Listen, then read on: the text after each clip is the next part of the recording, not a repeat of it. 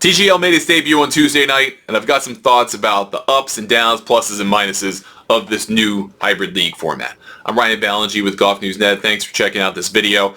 Consider subscribing to the channel if you'd like more golf content like this. So, as mentioned, TGL made its debut on Tuesday night, 9 p.m. on ESPN. The Bay Golf Club against New York Golf Club at SoFi Center in Palm Beach Gardens, Florida. This purpose-built facility that was originally intended to have a tennis bubble-like roof, got deflated, turned out to be a blessing for the league. It forced them to kind of reimagine this building and some of the technology within it, perhaps. They wound up making a more permanent-looking building, better-looking facility, and they delay the debut of the league by basically a year, almost a year to the day from their intended debut. And they get this match. And it turns out to be a blowout. The Bay Golf Club winds up winning 9 points to 2 in this 15-hole match. But there are a lot of takeaways, I think, from this outside of the outcome that I think are positive for TGL. Overall speaking, I had a great time. I really enjoyed watching TGL. It is different, right? It's intended to be different than what you would watch week to week, watch these guys play on the PGA Tour. It's supposed to be lighthearted. It's supposed to be quicker. It's supposed to be a little strange because it is indoors. There's supposed to be some technology components to it that you really don't catch as much of watching players hit outdoors on a normal, natural grass golf course, right? Those things are supposed to be different. I enjoyed the mic'd up banter between the players. There wasn't a ton of it because some of the players were a little bit quieter. I think they were a little bit nervous. I thought Ludwig Aubert was a star. He really seemed to enjoy it, seemed to kind of embrace the reactionary part of it, being able to kind of be lighthearted and have fun. I think that works well for Ricky Fowler, too, on the other side. Shane Lowry was great when he talked. When he got to speak more, I think it took him a little time to kind of be okay with talking to one another in the format. And I think we'll see more of that as time unfolds, as players get a little bit more comfortable with the idea of being mic'd up and talking to one another. I thought Xander Schauffele was pretty fun, even in defeat. I mean, he obviously didn't have to take it too seriously. It's not like they're playing major championships here. But he did have some witty banter, to go along with the unfortunate process of losing. I thought the gameplay was really enjoyable. The shot clock is fantastic. To a player on the Bay side, they had a news conference after the fact. They all said in unison they would take the shot clock from TGL and apply it to the PGA Tour, which is something I've talked about for years as a need in professional golf. So if anything comes out of TGL, if it's a shot clock to the PGA Tour, then TGL did its job and everything was great. But things move very quickly with a 40-second shot clock, almost too quickly at times. I'm not used to watching golf being played that fast on television, right? I mean, if you've ever played in a simulator, you know you can play quickly. It doesn't take a lot of time. But it took time watching golf to set context usually. And you didn't really get a ton of that in TGL. I mean, you knew what a hole was. You got to fly over. The shots were hit very quickly into the simulator portion by each side.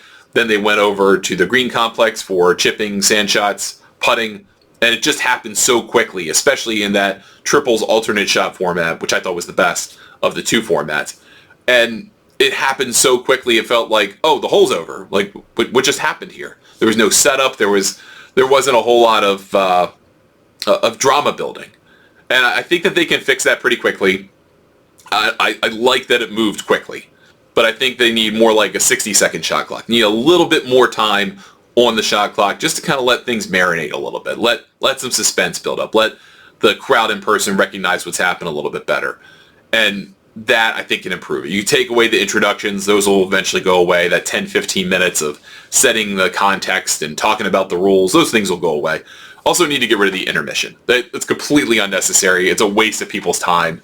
And it really just seems like it's meant to be an opportunity to catch people up who are maybe tuning in late, or to be a commercial funnel, right? You can get rid of those things, and then you can allot that extra 20 seconds per shot, and it works out pretty well. As mentioned, the triples format was great. I really liked seeing the triple alternate shot because there was a strategy component to it in having a lineup that, you could have the better chipper or putter go over to the putting surface, the green complex, the green zone as they call it, for those short game shots. I liked having to kind of transition from hitting into a screen to chipping and putting on something that was a little bit more, tangible. The great irony of that is you're hitting off of grass and sand into the simulator, and then you hit off of artificial turf, but real sand in the green zone, which I think that's kind of interesting. What I wish we had better ideas of is how the green zone changes between holes.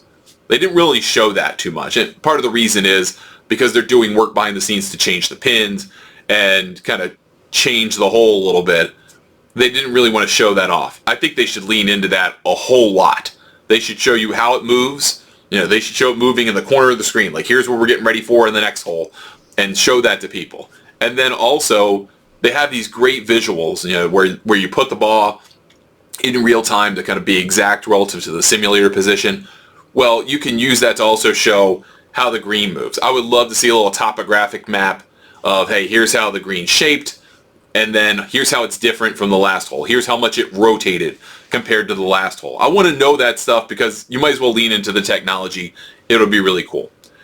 To that end, I would love to see more launch monitor data for every shot. They started to get into that a little bit toward the tail end. They probably were reading some comments. I think they were very actively aware of what was being said on social media in reaction to this, and I think they tried to respond in real time.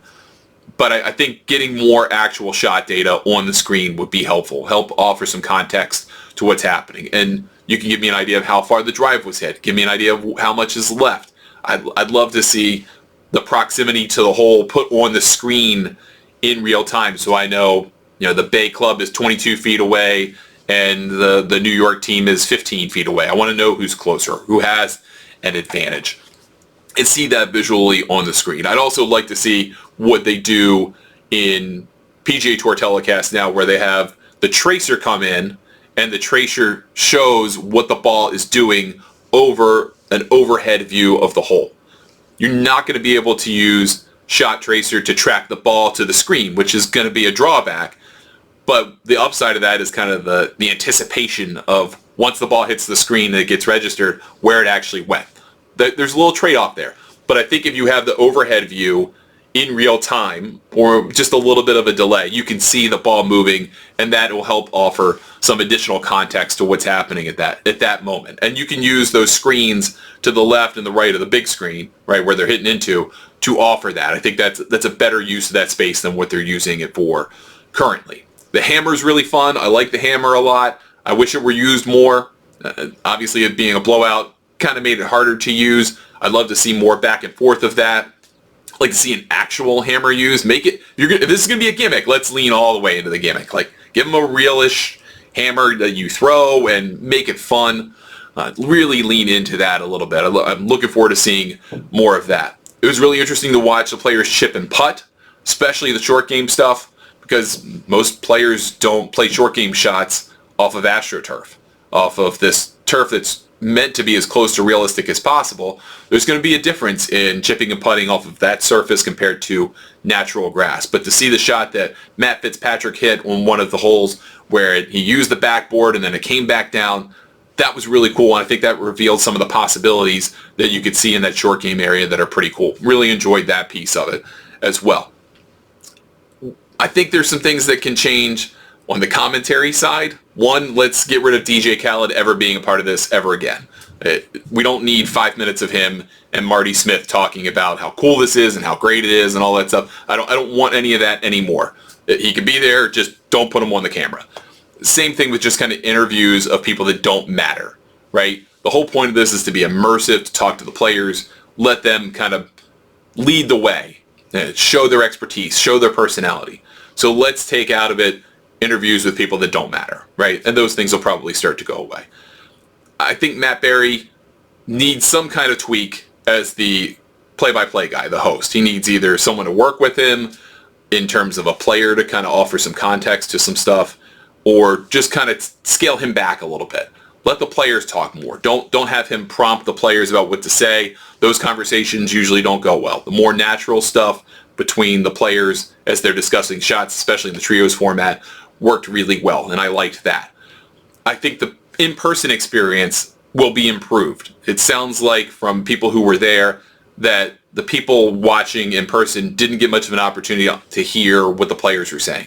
we could watching on TV, but they didn't. So they're going to start to get that audio coming in some fashion, hopefully in real time or close to real time in a little channel that they can put on their ears, kind of like the players are wearing, and so that they can be a part of it a little bit more. So they can cheer and jeer and have fun, make it a little bit more interactive with the crowd. It's an intimate space, so you got to really make it worthwhile for the crowd. Let the crowd come out from their seating. Let them stand behind the LED boards that are around the green zone. Make that a little bit more intimate. I think that would be cool. You want to try to invite people to come to this that aren't CEOs, that aren't C-suite people, that aren't making a ton of money and are just there because they're sponsoring it or whatever. You want fans. And I think the more you can draw them in, get them close to the action, as close as possible, that's going to be better as well. We'll see what happens with the next week of TGL. Tiger Woods makes his debut as part of the Jupiter team. We'll get a sense probably after 4 or 5 weeks of how competitive this is. I think ultimately, if they just did this in the trios format, 9 holes, it would be great, but that we're going to get 15 holes is cool. They got it done in a little over 2 hours of actual gameplay, and they lived up to the promise of trying to make it entertaining and pretty quick. I think they'll continue to iterate over the course of the season and make it a little bit better, and we'll have a lot of fun with this. Let me know what you think of TGL, what you enjoyed, what you didn't enjoy. If you watched it, you're going to watch it again. All that good stuff. Let me know in the comments. Consider subscribing to the channel. I appreciate it. I'm Ryan Ballengee. We'll see you next time.